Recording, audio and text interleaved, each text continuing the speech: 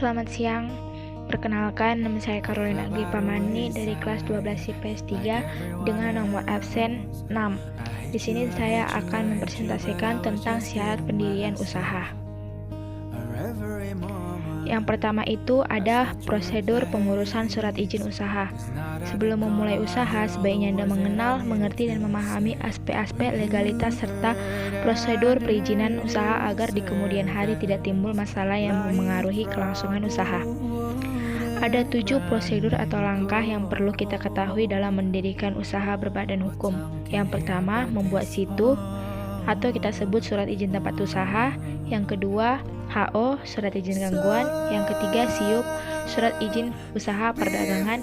Yang keempat, NPWP, nomor pokok wajib perusahaan. Yang kelima, tanda daftar perusahaan atau TDP. Yang keenam, membuat nomor rekening bank atas nama perusahaan. Yang ketujuh, membuat AMDAL atau analisis mengenai dampak lingkungan. Kita akan mendeskripsikannya satu persatu. Yang pertama adalah membuat surat izin tempat usaha atau situ. Salah satu langkah perlindungan agar usaha Anda dapat aman dan lancar adalah dengan mendaftarkan ke pemerintah setempat dan Kementerian Hukum dan Hak Asasi Manusia. Untuk itulah tujuannya para wirausaha perlu membuat surat izin tempat usaha atau situ dan surat izin gangguan atau HO. Selanjutnya, pengertian surat izin tempat usaha atau situ dan surat izin gangguan atau HO. Surat izin tempat usaha atau situ merupakan pemberian izin tempat usaha kepada seseorang atau badan usaha yang tidak menimbulkan gangguan atau kerusakan lingkungan di lokasi tertentu. Surat izin gangguan HO adalah memberikan izin tempat usaha kepada perusahaan atau badan lokasi tertentu yang dapat menimbulkan bahaya, gangguan, atau kerusakan lingkungan. Surat izin tempat usaha atau situ dan surat izin gangguan atau HO dikeluarkan oleh pemerintah daerah 2 dan harus diperpanjang atau didaftar ulang setiap 5 tahun sekali. Selanjutnya ada prosedur mendapatkan surat izin tempat usaha dan surat izin gangguan.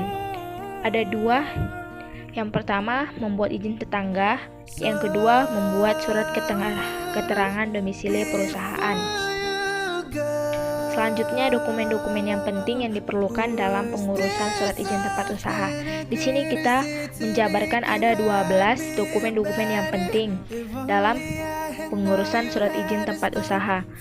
Dan nanti syarat-syarat ini akan dibawa ke pemerintah daerah tingkat 2. Selanjutnya ada 2, membuat nomor rekening perusahaan.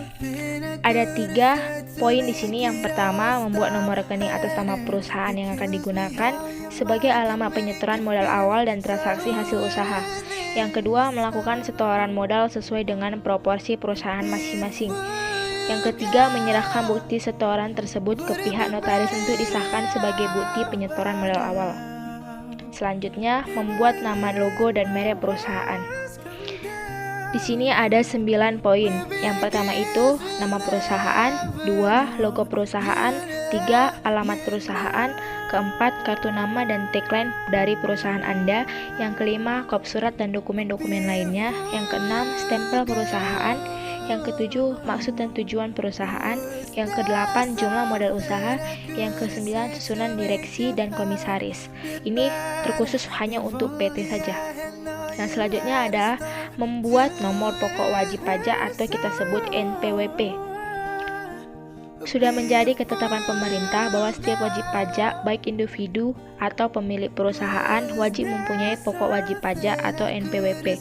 Untuk memperoleh NPWP, setiap wajib pajak mendaftarkan diri ke kantor pelayanan pajak yang sesuai dengan domisili wajib pajak.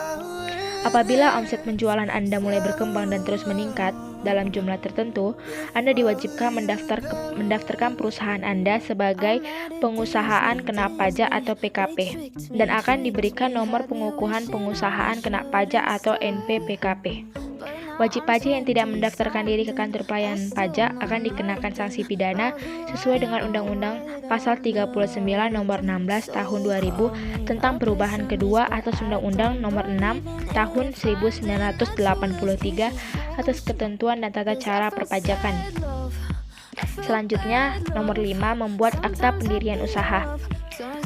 Baik dalam bentuk firma atau CV maupun PT, Anda harus membuat kesepakatan tertulis dengan usaha Anda. Di sini ada 4 poin. Yang pertama, menghindari terjadinya perselisihan di kemudian hari mengenai pembagian keuntungan dan proporsi kerugian.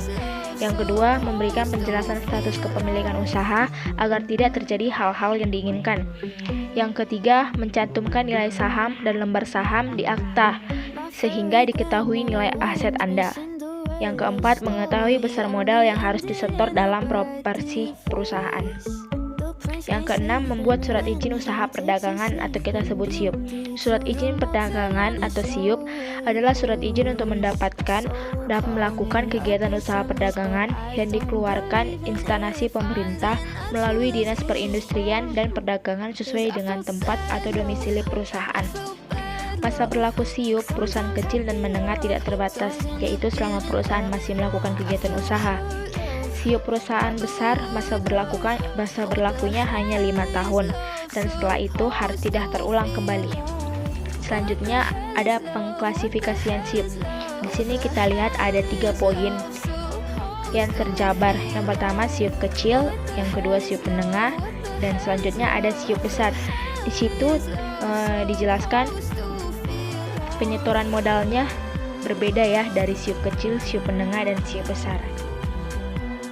Selanjutnya ada prosedur permohonan SIUP.